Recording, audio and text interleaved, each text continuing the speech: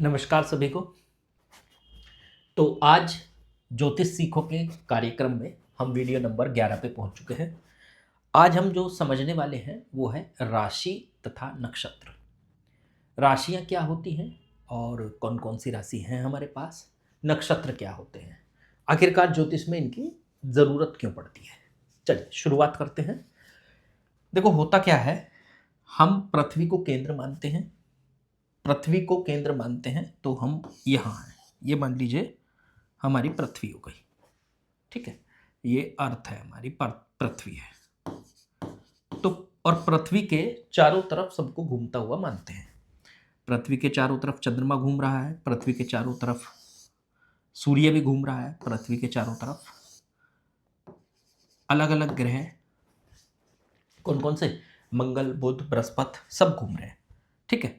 अब यहां से, लेकिन एक्चुअल में ऐसा नहीं होता है, सच में ऐसा नहीं होता है। पृथ्वी घूमती है सूर्य के चारों तरफ, सूर्य बीच में स्थिर होता है और पृथ्वी उसके चारों तरफ घूमती है।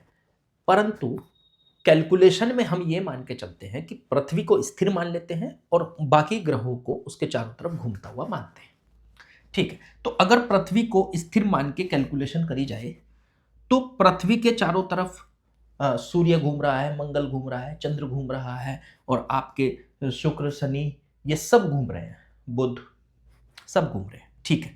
तो अब यहां से जब किसी जातक का जन्म होता है, अब ऐसे समझ लीजिए हम पृथ्वी पे मौजूद हैं, एक बच्चे का जन्म हुआ, तो उस टाइम पे सूर्य किस दिशा में था पृथ्वी से, चंद्रमा किस दिशा में था, मंगल किस दिशा में था, बुध किस दिशा में था, उनकी दिशाओं को, उनकी एक तरीके से कह लीजिए उनकी स्थिति को बताने के लिए कि कौन सा ग्रह जन्म के समय, जातक के जन्म के समय कहां पर था, उसकी स्थिति को क्लियर करने के लिए हमें राशियों तथा नक्षत्रों की जरूरत पड़ती है। एक साधारण सा उदाहरण ले लीजिए आप, एक सड़क पे आप जा रहे हैं, तो यहां से और आपको मान लीजिए किसी दूसरे जगह जाना है, तो वहां तक की दूरी को नापने के लिए वहां पे पत्थर लगा दिए जाते हैं। 1 किलोमीटर पे एक पत्थर, दूसरे किलोमीटर पे दूसरा पत्थर, तीसरे, तो दूरी को नापने के लिए वो पत्थर लगा दिए जाते हैं। अब मान लो मैं यहां से निकला, मैं वहां नहीं पहुंचा और मैंने कहा कि भाई मैं जहां से निकला था वहां से 5वें पत्थर पे हूं, तो आप सीधे सीधे समझ जाओगे कि पांचवें पत्थर का मतलब आप यहां से निकले तो यहां से 5वां पत्थर होगा 5 किलोमीटर पे। तो आपकी स्थिति पता चल गई, आपकी पोजीशन पता चल गई। वही पोजीशन ज्योतिष में ग्रहों की स्थिति को बताने के लिए, ग्रहों की पोजीशन को बताने के लिए हमें आकाश में इस तरीके के पत्थर सेट करने हैं। वो पत्थर नहीं होते, वो होती हैं, उनको हम यहां पे ज्योतिष में क्या बोलते हैं, नक्षत्र तथा राशियां। फिर हम ऐसे नहीं बोलेंगे कि सूर्य जो है वो इधर था जब जातक का जन्म हुआ, या बुध जो था वो इधर था, ऐसा नहीं बोलेंगे। हम बोलेंगे क्या कि सूर्य इस नक्षत्र में था, बुध इस नक्षत्र में था, शुक्र इस नक्षत्र में था और इस राशि में था। तो राशि और नक्षत्र को जरूरत पड़ने पर हम और सही बात तो यह है कि जरूरत क्या पड़ने पर, जब कुंडली बनेगी तो इनके बिना बन ही नहीं सकती। आपको यह पता होना चाहिए कि कौन सी राशि में कौन सा ग्रह मौजूद था जब जन्म हुआ था। तो एक तरीके से जन्म कुंडली क्या है, जन्म कुंडली उस समय का नक्शा है आकाश का, जिस टाइम पे जातक का, जिस टाइम पे उस व्यक्ति का जन्म हुआ है, उस टाइम पे कौन सा ग्रह कौन सी राशि में था, कौन से नक्षत्र में था, वो नक्षत्र और राशि से हमें पता चलता है कि कहां था, कब था, ठीक है। अब ये तो हमें समझ में आ गया, चलिए ठीक है। अब यहां से बात आती है कि राशि और नक्षत्र। पहले राशि की बात करते हैं। तो राशि हमारे पास, हमने पूरे ब्रह्मांड को ऐसे समझ लीजिए, ये पृथ्वी है हमारे बीचों बीच और पृथ्वी के चारों तरफ ये एक गोला बना देते हैं इस तरीके का। इस गोले को 12 बराबर हिस्सों में काट देते हैं, 12 हिस्सों में काट देते हैं। इधर एक हिस्सा हो जाएगा आपका इस तरीके से, देखो ये तो हो गए 1 2 3 4 हिस्से, ठीक है। 4 के कर लो आप, इसके 3 बना लो, एक के, इसके 3 बना लो, फिर इसके 3 बना लो, फिर इसके 3 बना लो, तो 3 3 3 3 4 बार, तो 12 हिस्से हो गए। ये बराबर 12 हिस्सों में काटने से आपके 12 जो ये बनी, ये 12 राशियां बन जाती है। ये एक हिस्से को यहां से यहां तक की, ये हो गई आपकी एक राशि, फिर दूसरी राशि, तीसरी राशि, और ये होती कहां से शुरू है? ये होती है जी पूर्व से पश्चिम की ओर। इधर पूर्व है, इधर आपका पश्चिम है, तो पूर्व से पश्चिम की ओर ऐसे घूमते हुए पहली राशि, दूसरी राशि, तीसरी राशि आती चली जाएगी। पहली राशि आपकी 1 नंबर मेष, वृष, मिथुन, इस तरीके से यहां से यहां तक लास्ट पे आ जाएगी ये मीन, ऐसे घूमती चली जाएगी। ये पहली राशि थी, ये दूसरी, ये तीसरी, चौथी कर्क, पांचवी सिंह, छठी कन्या, सातवीं, आठवीं, नौवीं, 10वीं, 11वीं, और ये हो गई 12वीं। 12 बराबर हिस्सों में काटने से, जब आप 12 बराबर हिस्सों में इसको काटते हो, पृथ्वी के चारों तरफ का जो पूरा का पूरा एक सर्किल है, पूरा का पूरा एक वृत्त है, उस वृत्त को 12 बराबर हिस्सों में काटते हो, तो एक हिस्सा जो है वो एक राशि है। यहां से यहां तक की जगह एक राशि है, ऐसे समझ लो। यहां से यहां तक पूर्व से लेके चल के और ऐसे पश्चिम की ओर घूमते हुए मेष, वृष, दूसरी राशि, मिथुन, तीसरी राशि, इस तरीके से राशियां आती चली जाती। पर इनको सबको मैं एक जगह लिखवा दूंगा आपको, ठीक है? इतनी बात मेरे ख्याल से आपको समझ में आई होगी, ठीक है? क्योंकि मैंने आगे जो है इसका पूरा चित्र बना रखा है, उसमें सारी राशियां भी लिखी हुई हैं, सारे नक्षत्र भी लिखे हुए हैं, वो मैं आपको दिखा दूंगा अभी। तो आप अभी समझो पहले कि राशियां क्या है।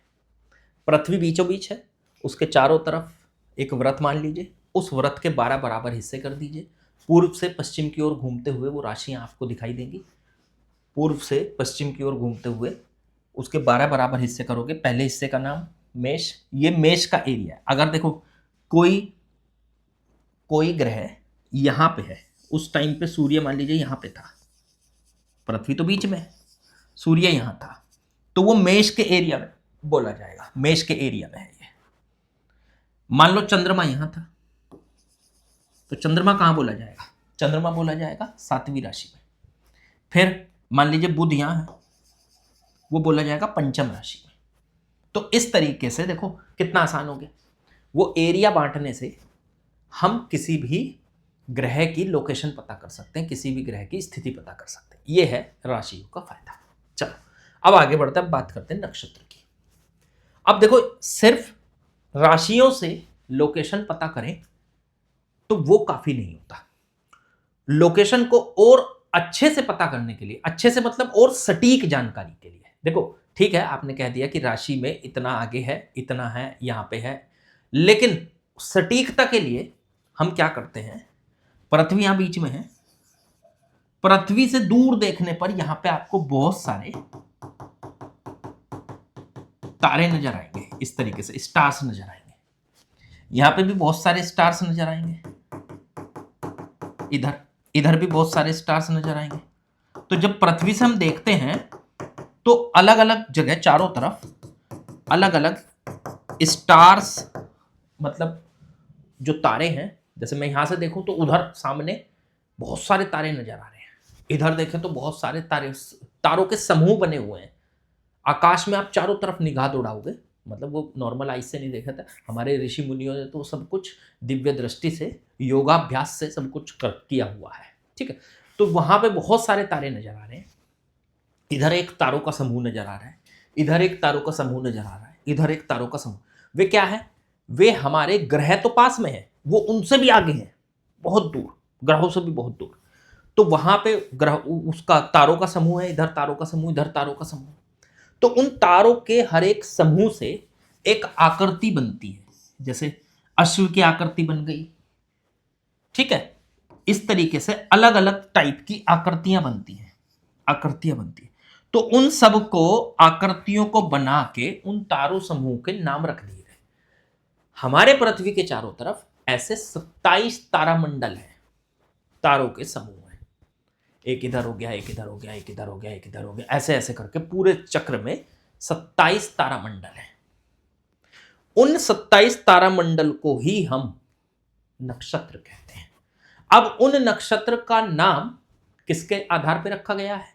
उन तारों को मिलाने पे एक आकृति बनती है। जैसे अश्व की आकृति बनी तो उस तारामंडल का नाम रख दिया अश्विनी, अश्विनी नक्षत्र।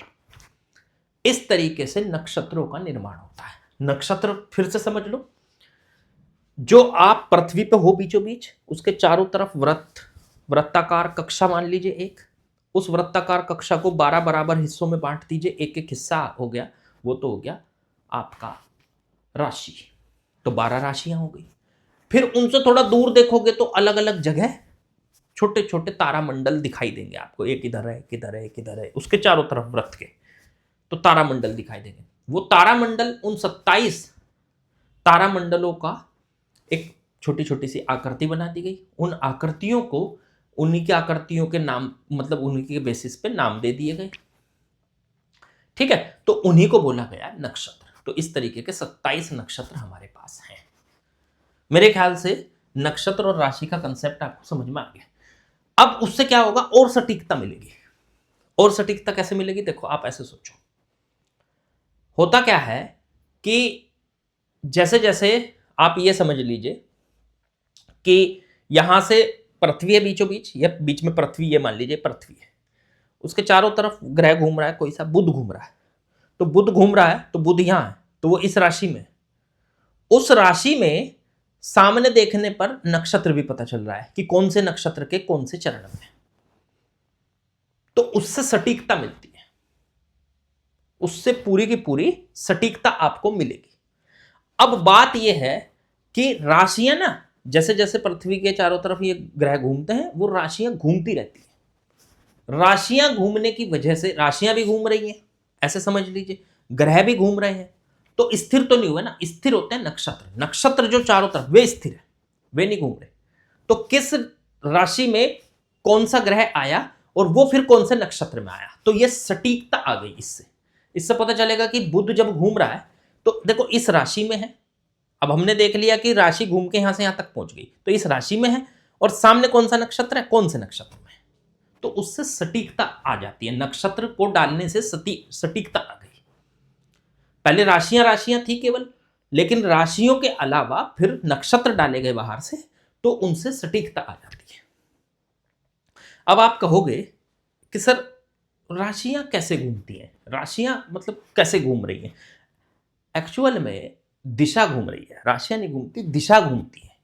लेकिन मैंने बताया ना कि घूमती तो पृथ्वी, सूर्य थोड़े ना घूमता है। लेकिन मानते क्या है कि सूर्य, अगर हम पृथ्वी से खड़े होकर देखें तो सूर्य घूमता हुआ नजर आता है। तो इसी तरीके से दिशा घूमती है, राशियां नहीं घूमती एक्चुअल में। मतलब कोई कंफ्यूजन लेने की जरूरत नहीं है आपको, कंफ्यूजन मत लो बिल्कुल भी। होता यह है, आप ऐसे समझ लीजिए, पृथ्वी लगातार ऐसे घूम रही है, पृथ्वी तो घूम रही है ना, और पृथ्वी सूर्य के चारों तरफ भी घूम रही है और अपनी धुरी पर भी घूम रही है। तो उसमें एक तरीके के दो मोशन हो गए, पृथ्वी सूर्य के चारों तरफ भी घूम रही है और साथ में अपनी धुरी पर भी घूम रही है। तो दिशा हमारे लिए, अभी जैसे कि ये पूर्व है, इधर हमने देखा ये पूर्व है, अब हमें तो पृथ्वी स्थिर नजर आती है, लेकिन अगर आकाश से देखें तो पृथ्वी तो इधर घूम चुकी है, वो पूर्व इधर जा चुका होगा। तो हमें लगता है कि राशि घूम गई, राशि नहीं घूमी।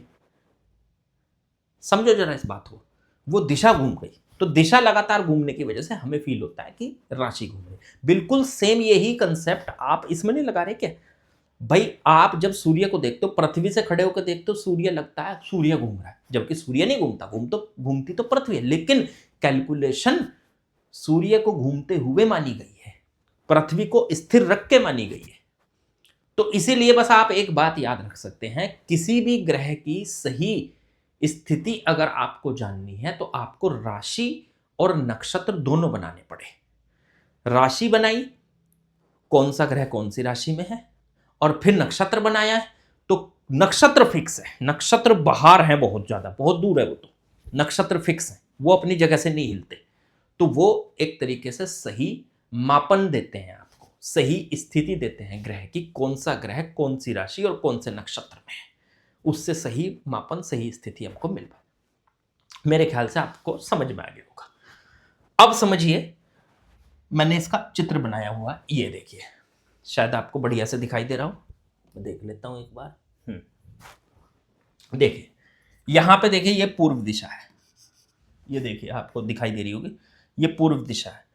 पूर्व से और इधर चलते हुए पश्चिम में पहुंचेंगे आप, और पश्चिम से फिर वापस पूर्व में आएंगे, ऐसे समझ लीजिए। तो पश्चिम से, पूर्व से पश्चिम की ओर चलते हुए बीचों बीच होता तो सूर्य है, मैंने यहाँ सूर्य को ही बनाया है, ठीक है। फिर पृथ्वी, पृथ्वी के चारों तरफ घूमता हुआ चंद्रमा, और बाकी के ग्रह भी होंगे इसी के चारों तरफ जो घूम रहे हैं। लेकिन पृथ्वी को केंद्र मान के भी आप इसको बना सकते थे, मैंने सूर्य को ही केंद्र मान के बना दिया। चलो, पूर्व से जब हम चले तो यहां से इसके 12 बराबर हिस्से कर दिए मैंने। पहला हिस्सा यहां से यहां तक का ये मेष राशि का है, देखो यहां से यहां तक ये मैंने लिखा हुआ है, ये वाली ये हो गई मेष राशि, यहां से यहां तक। अगली राशि हो गई, तो ये देखो पूरे के पूरे 360 डिग्री का कोण होता है, उसे 12 हिस्सों में काट देंगे तो 30-30 डिग्री का कोण आ जाएगा। तो पहली राशि यहां से यहां तक 30 डिग्री पे मेष राशि होगी। फिर 30 से लेकर 60 तक दूसरी वृष राशि होगी, 60 से लेकर 90 तक तीसरी मिथुन राशि, और फिर कर्क राशि चौथे नंबर की राशि। फिर यहां से सिंह राशि, फिर कन्या राशि, फिर तुला राशि, फिर वृश्चिक, फिर धनु, मकर, वृषभ, मीन।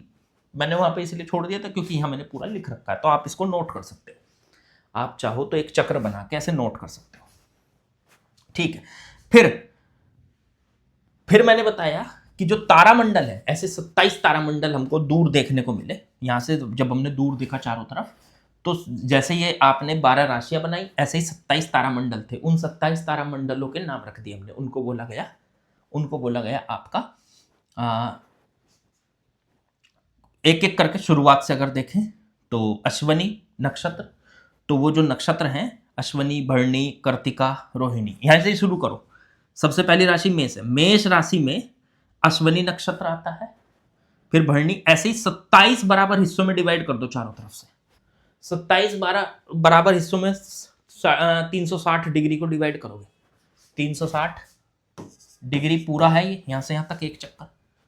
360 को 27 से डिवाइड करोगे तो 13 लगभग 3 के करीब आ जाएगा, हाँ 13.3 या 13.2 के करीब, ठीक है।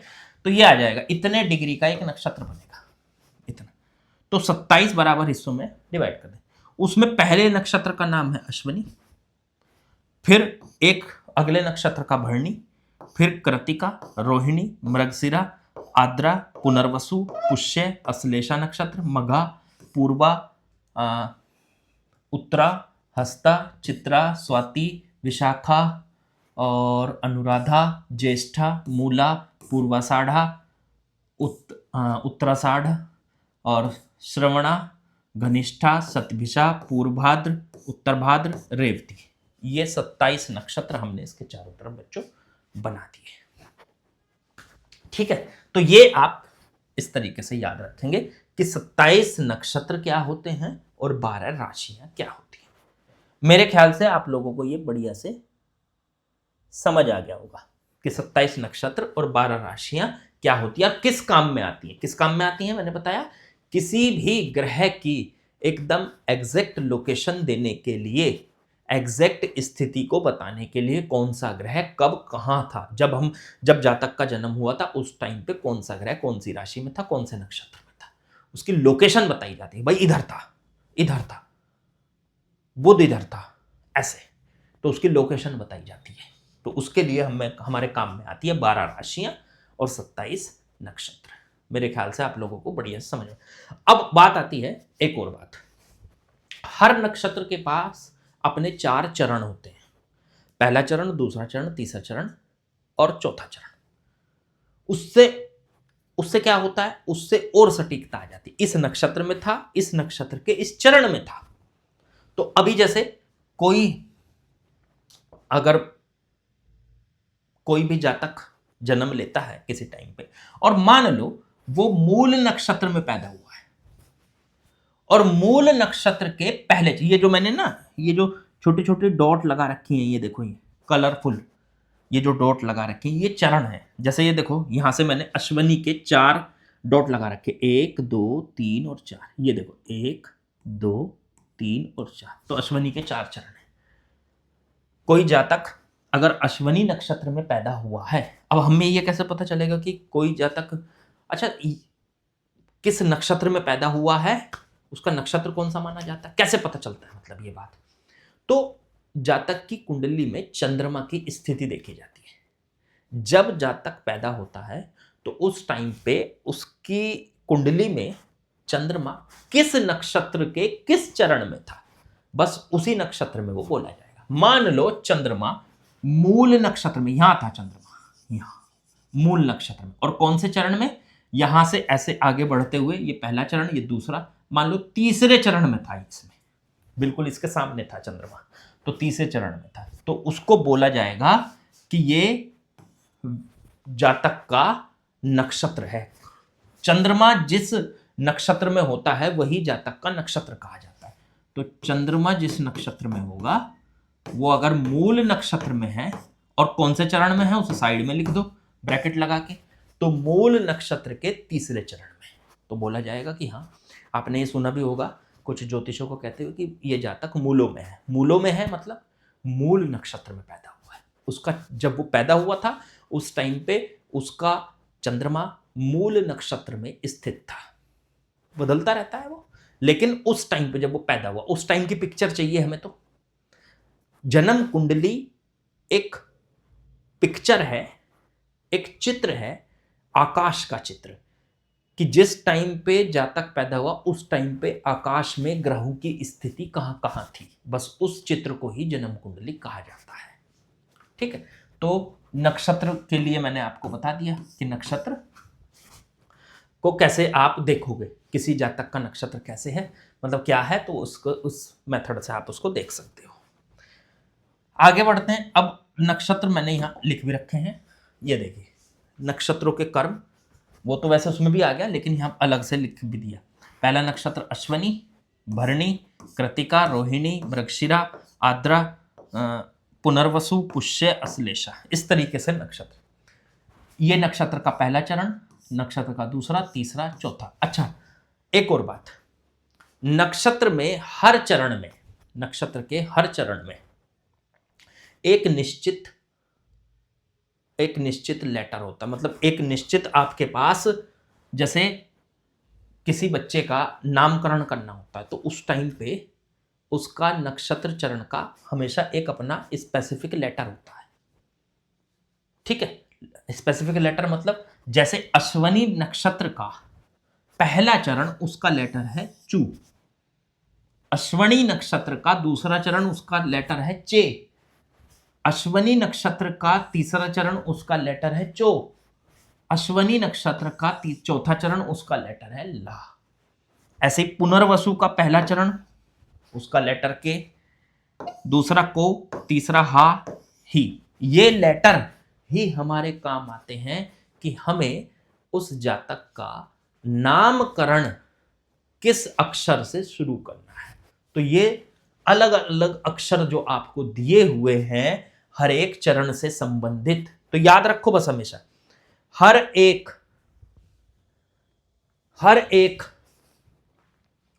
नक्षत्र के हर चरण से संबंधित एक अक्षर होता है। हर नक्षत्र के चरण, एक एक चरण से संबंधित एक एक अक्षर होता है। ठीक है, अब आप सोचो कितने नक्षत्र हैं, 27। एक नक्षत्र में कितने चरण, 4, गुणा 4 कर दो, ये कितने बैठ गए, 108। इसका मतलब हमारे पास टोटल सारे नक्षत्रों के चरण मिला के कितने हैं, 108। इसीलिए 108 अंक को शुभ माना जाता है। ये माना जाता है कि 108 बार अगर हमने नाम जप लिया, मंत्र जप लिया, तो पूरा एक सर्कल हो गया, पूरा एक व्रत पूरा कर लिया हमने। 108 चरणों की वजह से ही होता है। तो 108 नक्षत्रों के चरण होते हैं, इसलिए 108 संख्या हमारे लिए बहुत शुभ मानी जाती है। ठीक है, 108 बार किसी भी मंत्र को बोला जाता है तो क्या बोला जाता है कि इसकी एक पूरी माला करो। पूरी माला का मतलब होता है उसे 108 बार आपको उस मंत्र को जपना होता है, तब पूरा माना जाता है। ठीक है जी, चलो समझ गए हम ये भी बात। अब यहां से मैंने ये भी बताया कि बच्चे का जो नामकरण किया जाता है उस नामकरण में ये अक्षर काम में आते हैं। मैंने ये बता दिया आपको कि हर एक नक्षत्र के 4 चरण होते हैं और हर चरण से संबंधित एक एक अक्षर होता है, उन अक्षर से ही फिर उसका नाम। अब जैसे मैंने मान लो अभी पीछे बात की थी कि कोई बच्चा हुआ था मूल नक्षत्र के तीसरे चरण में, चंद्रमा उस टाइम पे मूल नक्षत्र में था, तो वही उस बच्चे का नक्षत्र कहा जाएगा कि किस नक्षत्र में पैदा हुआ है, ये मूल नक्षत्र में हुआ है, तीसरे चरण में हुआ है। ठीक है, तो तीसरे चरण में हुआ है। अब मूल नक्षत्र का तीसरा चरण आ जाओ जी। मूल नक्षत्र आ रहा है, ये रहा, इससे आगे कर दिया हमने, ये रहा मूल नक्षत्र, ये पहला चरण, ये दूसरा, ये तीसरा। उसका जो नामकरण किया जाएगा कौन से अक्षर से किया जाएगा? भा, यही उसका नामकरण का अक्षर है। वो कहते हैं ना कि इसका बच्चे का नाम किससे निकला, कौन से अक्षर से निकला, तो भा से निकला, इसका नाम रख दो भानु प्रताप, ऐसा कुछ। तो बात वही है कि नामकरण जो है वो किसके आधार पे किया जाता है, आपका नक्षत्रों के आधार पे किया, नक्षत्र के चरण के आधार पे किया जाता है। तो आज आप लोगों को ये पूरी की पूरी जानकारी अच्छी लगी होगी, और अच्छी लगी होगी, ठीक है, और अच्छी लगी हो तो ज़रूर लाइक कीजिएगा, सब्सक्राइब कीजिएगा चैनल को, ताकि हमको इसमें ग्रोथ मिले, हमें पता चले, तो अच्छी अच्छी वीडियो आपके लिए, अच्छी इन्फॉर्मेशन आपके लिए लेके आए। ठीक है, नमस्कार।